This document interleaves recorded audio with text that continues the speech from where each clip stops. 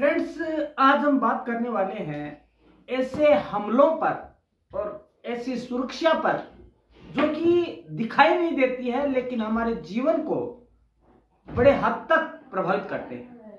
दोस्तों, आज हम बात कर रहे हैं एक अदृश्य हमले और उसकी सुरक्षा के बारे में। वो अदृश्य हमला है साइबर अटैक और साइबर थ्रेट्स। दोस्तों, इसे सूचना प्रौद्योगिकी सुरक्षा या इलेक्ट्रॉनिक सूचना सुरक्षा भी कहते हैं। दोस्तों, साइबर सुरक्षा सिस्टम नेटवर्क और प्रोग्राम को डिजिटल हमलों से बचाता है।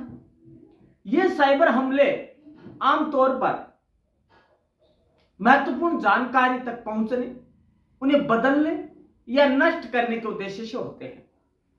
जो यूजर्स हैं उनसे धन की मांग करना या रेगुलरली कॉर्पोरेट सेक्टर्स में उनके संचालन में, उनके मैनेजमेंट में डिस्टरबेंस लाना, ये उनका काम होता है। दोस्तों, बात आती है साइबर सिक्योरिटी है क्या। सबसे पहले वर्ड कब आया और क्या चीज है। दोस्तों, सबसे पहले साइबर सुरक्षा का पहला परीक्षण 1970 में हुआ, 1970 में हुआ, जब शोधकर्ता जो रिसर्चर था बॉब थॉमस ने क्रीपर नामक एक कंप्यूटर प्रोग्राम डेवलप किया जो पूरे आरपानेट में घूम सकता था, जो कि पूरे इंटरनेट की दुनिया में घूम सकता था। ईमेल के निर्माता, ईमेल का निर्माण किसने किया, जो कि हम इलेक्ट्रॉनिक मेल कहते हैं जिसे। ईमेल के निर्माता रे टॉमलिंसन ने रीपर प्रोग्राम अपनाया जिसने क्रीपर्स को ट्रैक किया और हटा दिया। रीपर ने पहली बार कंप्यूटर वर्म्स और ट्रोजन बनाए। यह एक मेलवेयर एंटीवायरस एप्लीकेशन और पहला स्व प्रतिकृति प्रोग्राम या वायरस की जांच करने वाला पहला उदाहरण हुआ। दोस्तों, इसके साथ ही प्रोग्रामर बॉब थॉमस ने 1970 के दशक में एक नया प्रोग्राम बनाया जिसे काफी हद तक पहला कंप्यूटर ट्रोजन इवेंट माना जाता है, क्योंकि वर्म और ट्रोजन पीसी के अंदर कूद आए थे, जो उस समय ग्राउंड ब्रेकर था। दोस्तों, साइबर खतरे का पैमाना क्या है वो हम जानना चाहते हैं तो आप जान सकते हैं कि दोस्तों 1990s में वायरस आते थे, उनके लिए एंटीवायरस फायरवॉल्स ये होते थे। 2000 तक वॉर्म्स आए, उनके लिए इंट्रूजन डायरेक्शन एंड प्रिवेंशन भी आए। उसके बाद बॉटनेट्स आए जो कि 2002 करेंट एरा में है। DLP application aware firewalls, SIM, ये इनको रोकने का काम करते हैं। इसके बाद एपीटी इनसाइडर्स जो करंट में चल रहे हैं हमले, वो है दोस्तों नेटवर्क फ्लोज एनालिसिस है जो इनको एनालाइज करके उनको रोकने का काम करते हैं। दोस्तों, जब ये बात आती है फोर्ब्स के अनुसार 2022 में विभिन्न प्रकार की खतरनाक साइबर सुरक्षा चिंताएं उत्पन्न करने वाली थी, जिनमें आपूर्ति श्रृंखला व्यवधान मतलब सप्लाई चेन और स्मार्ट उपकरणों से बड़े खतरे और साइबर सुरक्षा विशेषज्ञों की निरंतर कमी शामिल है। साइबर क्राइम मैगजीन के अनुसार 2025 तक साइबर क्राइम से दुनिया को सालाना ईयरली $10.5 ट्रिलियन का नुकसान होगा। दोस्तों, बहुत बड़ा साइबर क्राइम का जाल फैला हुआ है। आने वाले वर्षों में साइबर अपराध से जुड़ी लागत वर्ल्ड लेवल पर ईयरली अप्रोक्सीमेट 15% बढ़ने की उम्मीद है। बिटकॉइन महामारी और दूरस्थ श्रम में वृद्धि के कारण साइबर अपराधी एक नया वातावरण बनाने में सक्षम हो जाते हैं। और दोस्तों, एक चीज और है, जब ये क्रिमिनल होते हैं, साइबर क्रिमिनल होते हैं, ये सही दिशा में दिमाग नहीं लगाते हैं। यदि ये सही दिशा में दिमाग लगाए तो देश के डेवलपमेंट में लगा सकते हैं दिमाग अपना, लेकिन वो क्या करते हैं, वो अपनी घटिया सोच की वजह से या नीची सोच की वजह से लोगों को नुकसान पहुंचाने का काम करते हैं, जिसे हम साइबर क्राइम के रूप में भी जानते हैं। दोस्तों, साइबर खतरों के कुछ स्रोत राष्ट्रीय, राज्य, साइबर आपराधिक संगठन, आतंकवाद और हैकर्स, एक्टिविस्ट आदि हैं। उभरती हुई टेक्निक्स, सुरक्षा प्रवृत्तियों और खतरे की खुफिया जानकारी के शीर्ष पर बने रहना मुश्किल हो सकता है। दोस्तों, कई प्रकार के साइबर खतरों से डेटा और अदर जो ऑनलाइन एसेट्स है उनकी सुरक्षा करना आवश्यक है। दोस्तों, साइबर हमलों के कुछ संभावित खतरे क्या हो सकते हैं उनको हम जानने की कोशिश करेंगे। साइबर अटैक कौन कौन से हैं या साइबर थ्रेट्स कौन कौन सी है। पहला है साइबर आतंकवाद। दोस्तों, साइबर टेररिज्म क्या चीज है, उसमें क्या होता है, इस खतरे में कंप्यूटर और इंफॉर्मेशन टेक्नोलॉजी पर पॉलिटिकल रूप से हैकिंग किया जाता है, हमला किया जाता है, जिसका उद्देश्य नुकसान करना और व्यापक पैमाने पर सामाजिक अशांति को बढ़ावा देना है। सोशल इंजीनियरिंग क्या है? दोस्तों, यह एक ऐसा हमला है जो आम तौर पर संवेदनशील जानकारी प्राप्त करने के लिए सुरक्षा उपायों को साइड बाय साइड करने के लिए उन्हें अवेयर करता है और छल का प्रयोग करता है। जैसे कि आपको लिंक भेज दिया, लिंक पे क्लिक करेंगे आपके सारे डेटा गायब, इस तरह के। ट्रोजन, यह एक पौराणिक ट्रोजन हॉर्स के समान है।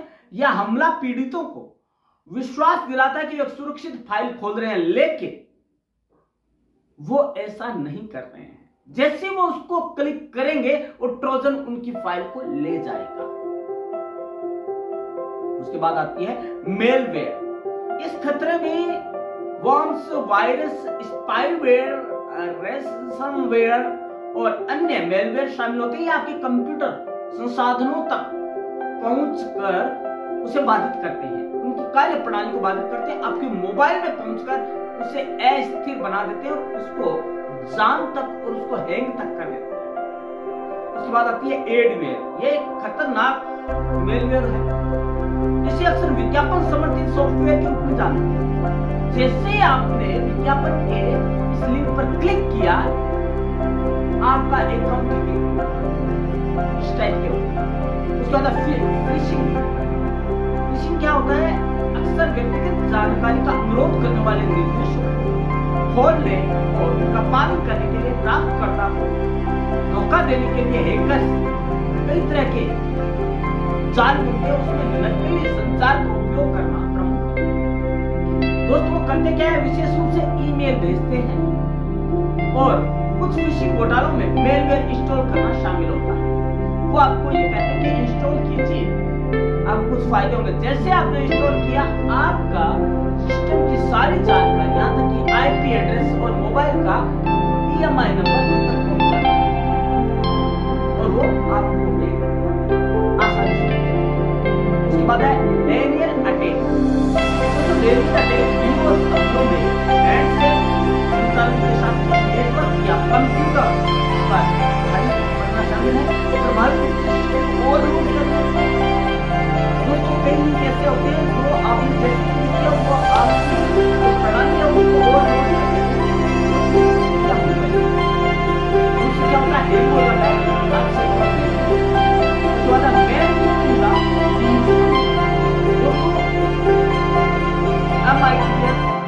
हमलों के हिस्सों के में हैकर्स खुद को दो व्यक्तियों के इंटरनेट लेन देन में हस्तक्षेप करते हैं। हैकर्स अंदर आने के बाद वांछित डेटा को फिल्टर कर सकते हैं और ले जा सकते हैं।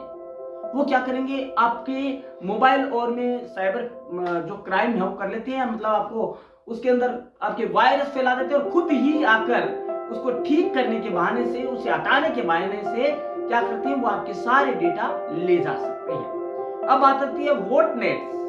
कंप्यूटर एक नेटवर्क जो मेलवेयर से संक्रमित हो गया और एक हमलावर पार्टी द्वारा नियंत्रित किया जाता है, उसे बॉटनेट कहा जाता है। बॉटनेट का उपयोग डिस्ट्रीब्यूटेड डेनियल ऑफ सर्विस हमलों को लॉन्च करने, डेटा चोरी करने और स्पैम भेजने और हमलावर को डिवाइस और उसके कनेक्शन तक पहुंच प्रदान करने के लिए किया जाता है। बहुत ही इंटरनल मामला, बहुत ही पेचीदा है, लेकिन वो आसानी से इसमें सक्सेस हो जाता है हमलावर। उसके बाद आता है एसक्यूएल इंजेक्शन।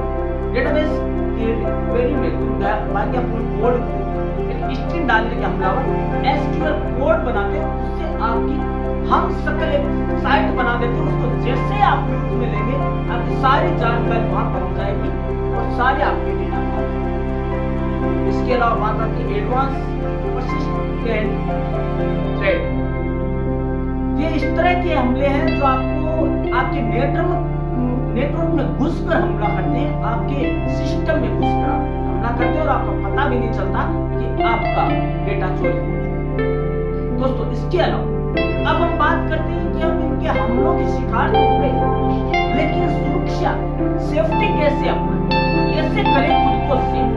दोस्तों नेटवर्क सुरक्षा सबसे पहले आती है। दोस्तों पहला है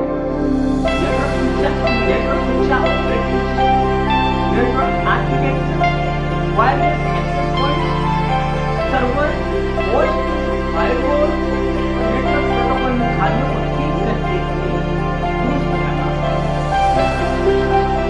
क्लाउड में डेटा एक और दूसरे को करना।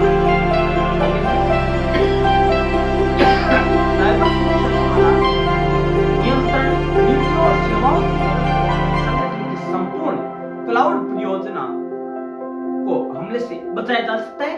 बनिस्पत उसके अंदर हम पावरफुल एंटीवायरस का यूज करें।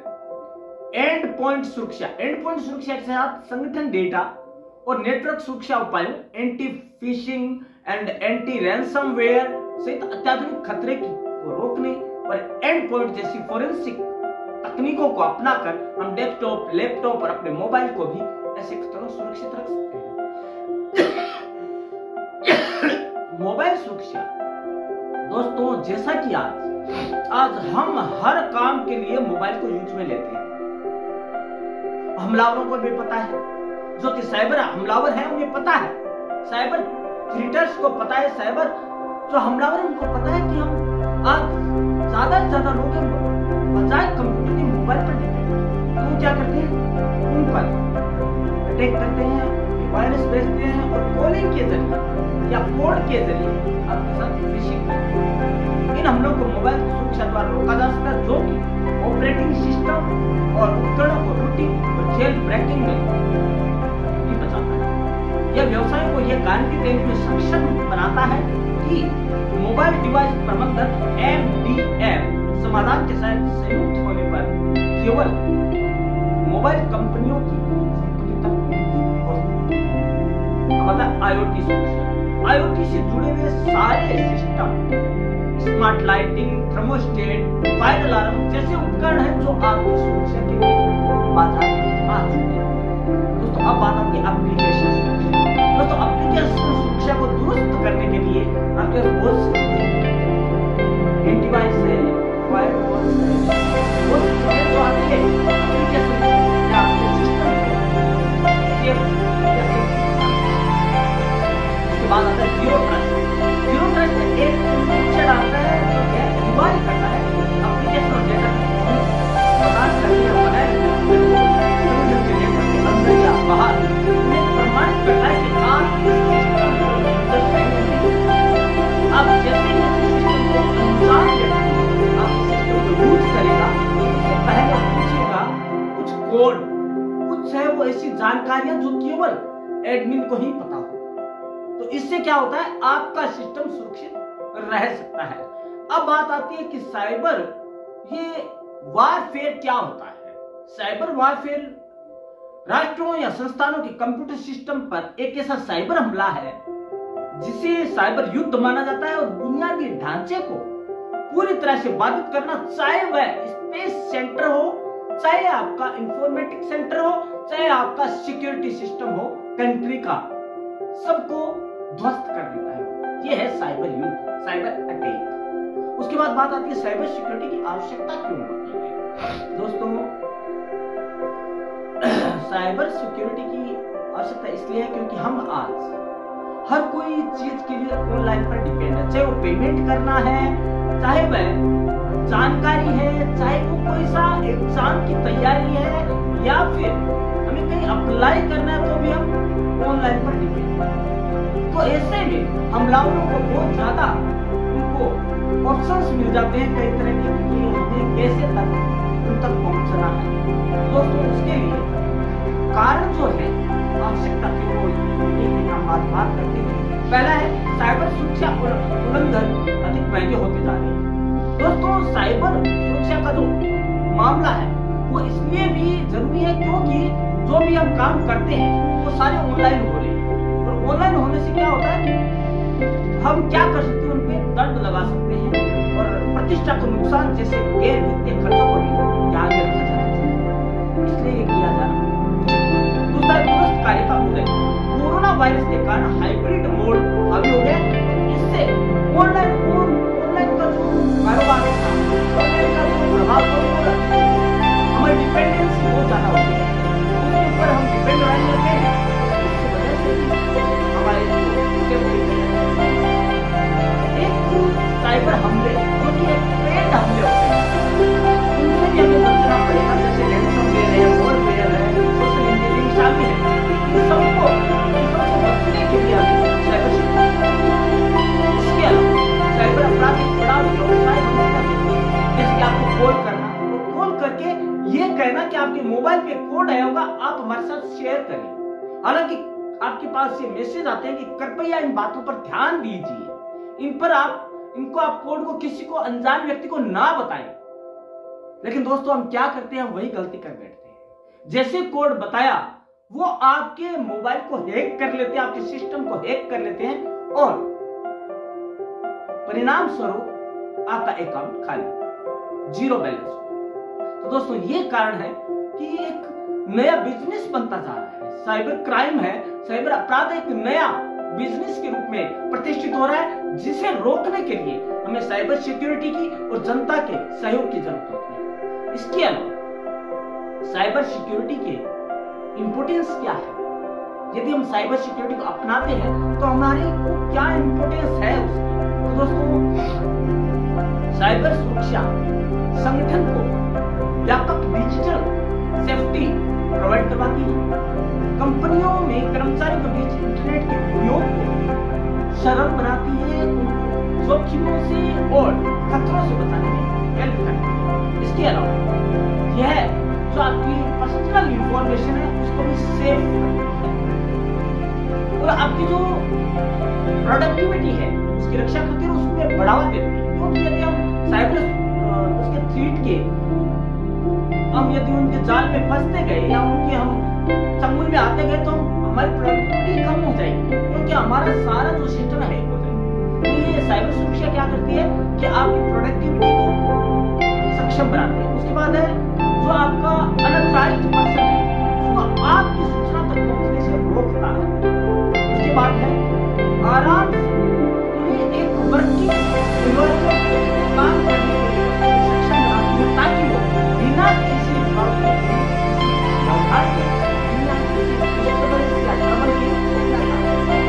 इसके अलावा बात आती है कई कार्य जो है बड़ी सरलता के साथ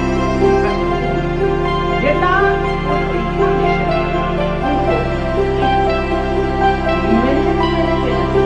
मैनेज करने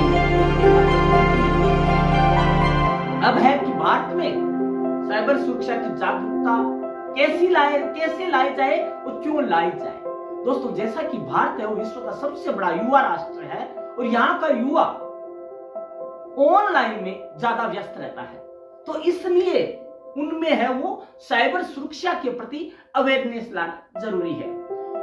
भारत में आंतरिक सुरक्षा में सुधार के लिए भारत सरकार ने कई साइबर सुरक्षा पाठ्यक्रम और प्रमाण पत्र जारी किए हैं। इसके अतिरिक्त साइबर सुरक्षा कंपनियां और विश्लेषक जागरूकता बढ़ाने में अपनी मदद करते रहते हैं। साइबर अपराधों और उनकी रोकथाम के उपायों के बारे में अवेयरनेस लाना बढ़ाने के लिए बहुत से जो है कार्यक्रम चलाए जा रहे हैं। दोस्तों, साइबर अपराध और सुरक्षा दैनिक जीवन में साइबर जो है आपकी क्लीननेस और उसके कॉन्सेप्ट के बारे में समझाया जाता है।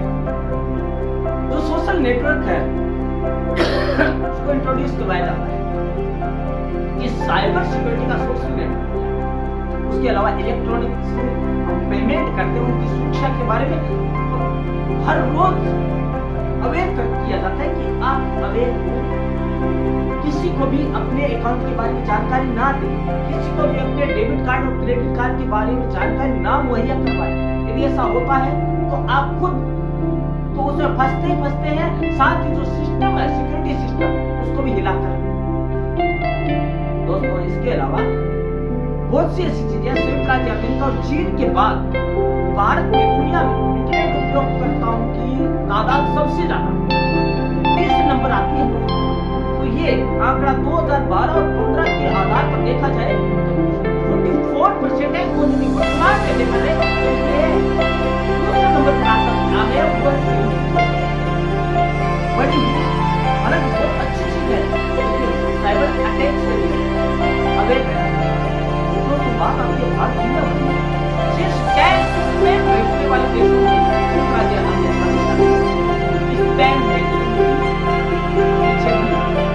इसके अलावा इंटरनेट सुरक्षा कंपनी सिमेंटिक कोप द्वारा जारी की भारत को साइबर अपराध से पीड़ित शीर्ष 5 देशों में से एक के रूप में सूचीबद्ध किया गया। दोस्तों, हर रोज भारत में जो अटैक होते हैं, साइबर अटैक होते हैं, वो कौन कौन से होते हैं?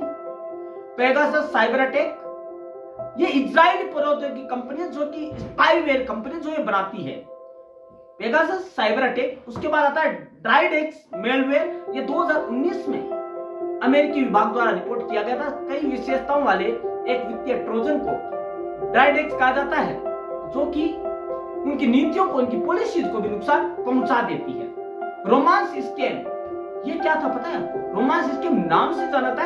ये 2020 में आया और FBI ने अमेरिकी लोगों को उस विश्वास के साथ धोखाधड़ी के बारे में चेतावनी जारी की जो साइबर अपराध डेटिंग वेबसाइटों, चैट रूमों और ऐप के जरिए लोगों में अपनी पहुंच बनाते हैं और उनके साथ फ्रॉड करते हैं, या ऐसे लोगों को वो अपना निशाना बनाते हैं जो कि प्रेम की तलाश कर रहे होते हैं या अविवाहित होते हैं।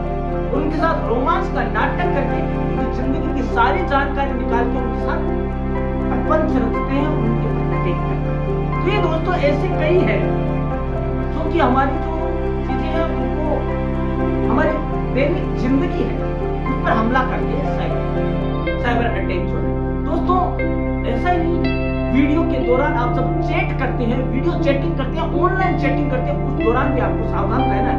इसके अलावा जब भी आप अपनी फोटो कहीं भी आप ऑनलाइन शेयर करते हैं, उसमें भी आपको अवेयर रहने की जरूरत है। आप अनजान व्यक्ति को अपनी फोटो, अपना वीडियो कभी भी शेयर ना करें। या इसके अलावा ऑनलाइन हम अपना वीडियो किसी के साथ शेयर ना करें, क्योंकि वो हमें ट्रीट कर सकता है और हमारे साथ वो और भी कुछ गलत कर सकता है। नकली सोशल मीडिया प्रोफाइल से ही सावधान रहिए। कई बार क्या होता है, जो ये ऑनलाइन शॉपिंग वाली साइट है, जैसे XYZ एक साइट है, उसमें क्या किया, XYZ.com बना, ताकि जानकर हमने उस पर ऑर्डर दे दिया, हमारा पैसा वापस रियल साइट इसके अलावा मरम्मत या कंपनी या मोबाइल सावधान रहे। कई बार ऑनलाइन पेबल्स आ चुके हैं आपके प्रोडक्ट की जगह, तो हमें इनके प्रति भी सावधान रहना है। हमारे जो मोबाइल सिक्योरिटी है उसको भी हमें सक्षम बनाना पड़ेगा, जो कि साइबर अटैक या थ्रेट से मुकाबला कर सके। इसके अलावा आपके सामने आने वाली किसी भी बाल अश्लीलता, बाल यौन पीड़न, उत्पीड़न, शोषण, इन सब से भी हमें अवेयर रहना है कि समाज में क्या हो रहा है, हम उनसे कैसे दूर हो सकते हैं। हमें एंटीवायरस को अपनाना है, उसे ही हमारे सिस्टम में रखना है, वायरस को नहीं। ये तभी होगा जब हम एक अवेयर नागरिक के रूप में काम करेंगे। दोस्तों ये एक आइटम नहीं है, ये एक सिस्टम है जो कि आपको आपकी जिंदगी में एक वायरस या एक यूं कहें कि बीमारी के रूप में फैलता जा रहा है। और इसके निवारण के लिए जैसे कि हमने कोविड के दौरान वैक्सीन का यूज किया, यही वो वैक्सीन है एंटीवायरस जो आपकी डिजिटली दुनिया को सुरक्षित रख सकता है और आपकी जानकारी को। तो दोस्तों आपने जान लिया होगा कि साइबर सिक्योरिटी क्या चीज है और साइबर अटैक्स क्या चीज है। तो दोस्तों इन सबसे अवेयर रहने के लिए सावधानी की दुर्घटना है। जितना आप जागरूक रहेंगे उतना ही ज्यादा हम बचे रहेंगे। दोस्तों ये मैं नहीं कहता कि आप ऑनलाइन भुगतान ना करें, लेकिन अवेयर रहें कि किसी के साथ ओटीपी या अपना पासवर्ड या किसी के अनजान व्यक्ति फोन पर आप वो कोड शेयर कर दें या कुछ अपनी जानकारी शेयर कर दें, उसके प्रति अवेयर रहें ताकि जो हमारे देश का सुरक्षा सिस्टम है उसे ज्यादा मशक्कत ना करनी पड़े। हालांकि हर रोज हजारों नहीं लाखों ऐसे केस आते हैं जिन्होंने आपके अकाउंट तक शेयर करवाने की, लेकिन दोस्तों जितना आप अवेयर रहेंगे उतना सब अवेयर रहेंगे तो हर कोई व्यक्ति सुरक्षित रहेगा और अपनी जानकारी साझा करेगा।